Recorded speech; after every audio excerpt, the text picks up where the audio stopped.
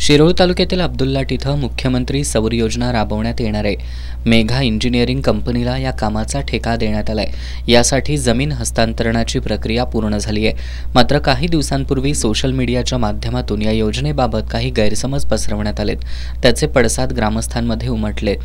त्यामुळे या योजनेबाबत झालेले गैरसमज दूर करण्याची मागणी शिरोळ तालुक्यातील विविध पाणीपुरवठा संस्थांचे पदाधिकारी आणि शेतकऱ्यांनी केली आहे। याबाबत आज त्यांनी महावितरणचे अधीक्षक अभियंता गणपत लटपटे यांची भेट घेतली।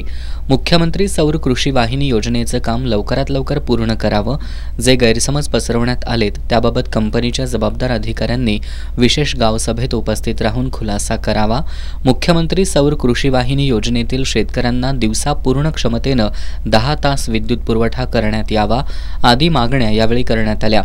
या प्रसंगी जिल्हा परिषदेचे माजी सदस्य विजय भोजे, अप्पा पाटील, सुरेश शेडबाळे, रमेश पाटील, रणजित कदम, सतीश कोळी यांच्यासह तालुक्यातील पाणीपुरवठा संस्थांचे पदाधिकारी आणि शेतकरी उपस्थित होते।